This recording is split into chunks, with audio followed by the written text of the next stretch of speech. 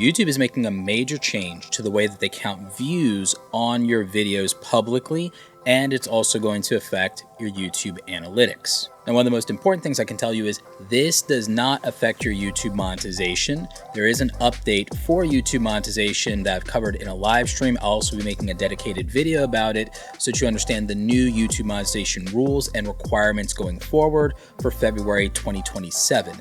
This update to YouTube's public view counts is going to be rolling out for August 24th. From August 24th onward, YouTube will be counting your views from the first frame.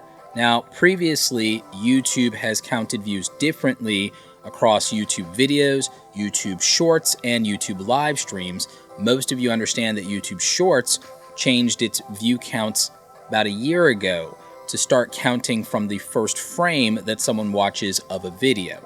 That is now going to be the case across all YouTube formats, so that will count for YouTube videos, podcasts, live streams, and YouTube Shorts, and vertical live streams, etc. It was already true for YouTube Shorts. Now, what a lot of people are falsely reporting is that YouTube used to only count views as the first 30 seconds. This was a widely spread industry speculation that never was in any official Google or YouTube documentation. So it was just never real. It was just something that the whole community decided was true.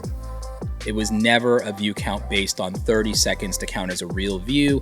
Anyone who's ever analyzed their YouTube analytics retention charts probably knows better. The important things to know are that this will not affect the YouTube views for your monetization or your watch time in any meaningful way. So this doesn't affect the YouTube Partner Program requirements. The metric that you're used to seeing with regard to views are now going to become engaged views. And so that is going to be measured in YouTube Analytics Advanced mode if you want the old metric. The other thing you need to know is this does not retroactively inflate or increase the view counts of your old videos. On any new views that happen going forward, they'll be counted under the new system, but they're not going to retroactively change any of the view counts of your old catalog of content. So now that we have the facts of this and how it affects you, and I'll link to the official documentation in the description of this video, here are some of my thoughts around this and what I think people's concerns are. Will this affect average view duration? To my understanding, if they are only changing the public-facing view counts, I don't see that it would drastically affect CTR and AVD, or what we call click-through rate and average view duration. But even if it did, you need to understand that what a lot of gurus and a lot of people have put out is that click-through rate plus average view duration equals viral, and that turns out not to be true. Plenty of you have seen high click-through rates, high average view duration, and then your videos still feel stuck or they're not getting crazy views. So that's been proven to not be true for many, many years. These metrics are good indicators of something performing well, but they're not a guarantee that something will perform well, nor are they the cause of your video getting more views. That's just not how it works. It's never worked that way. What most of the YouTube community has done with over-optimizing videos to some extent is they've made metrics a goal instead of a tool. Metrics have only ever been meant to be a tool. Analytics have only ever meant to be a tool to help you make data-driven decisions. But what YouTubers did is they made it into the goalpost that they use to decide whether their videos are good or not, or to predict whether the videos will perform or not. And that's just not practical, and it's not meaningful.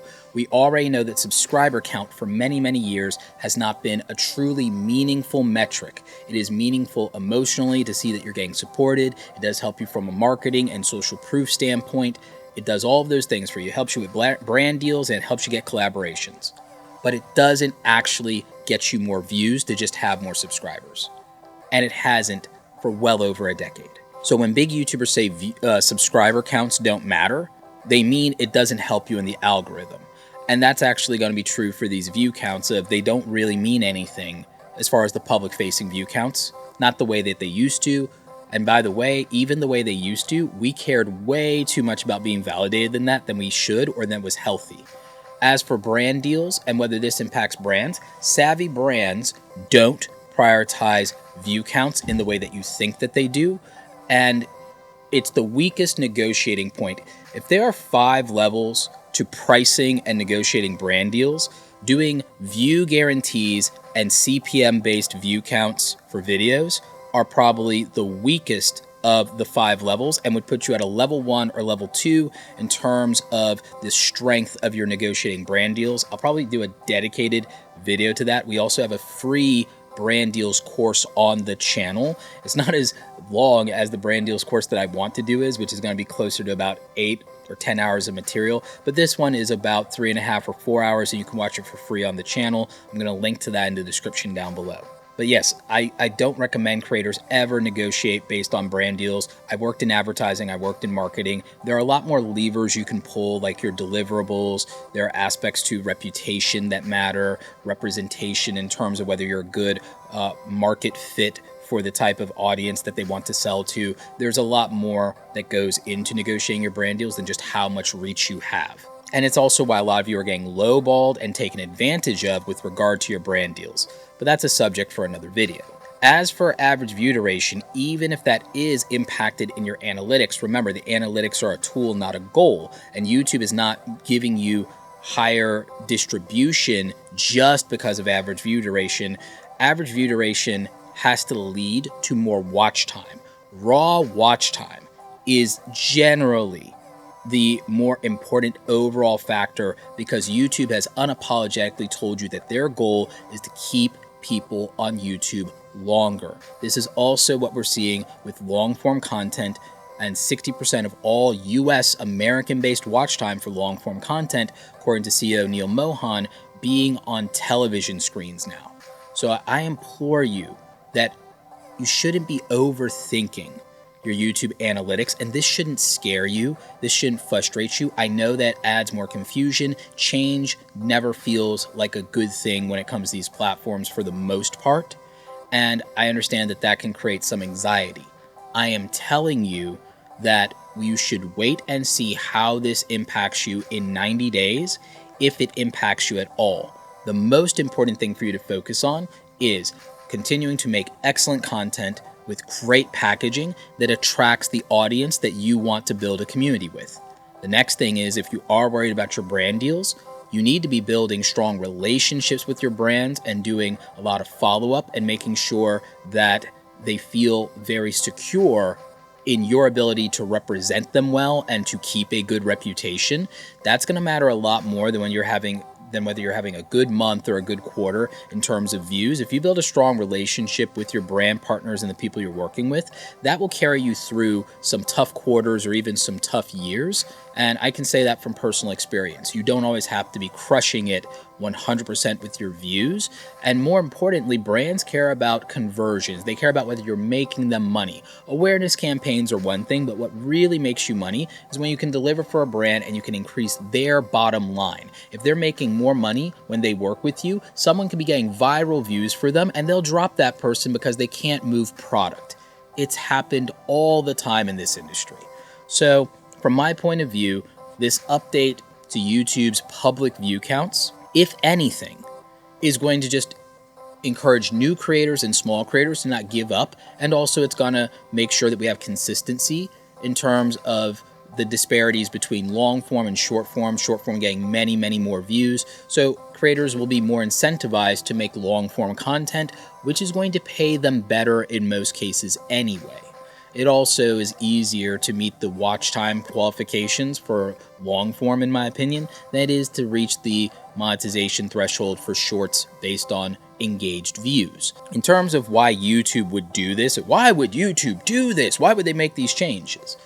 It's because the rest of the industry was already doing this. And in terms of advertisers aren't going to have a problem with it because TikTok was already doing it and they didn't cheapen their ad spend just because of TikTok. I would argue that more advertisers left TikTok due to the ownership of the Ellison family than they did because of anything with regard to how TikTok counts views.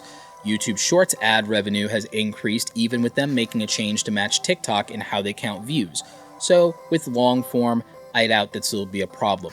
If anything, it might even attract more brands to the platform or increase their ad spending, because something a lot of you wouldn't know, and I was Google Ads certified. I did advertising and had a massive 6-figure ad budget when I worked in corporate America to play with, is that for YouTube ads specifically, if a viewer skips the ad, the advertiser doesn't pay for that anyway. So due to true view advertising, advertisers won't be screwed over in any real way by this. The only people who think that don't have any experience in advertising, have never bought ads through Google or YouTube for themselves or for a client, so they wouldn't understand how the advertising works, and they're just making an assumption there.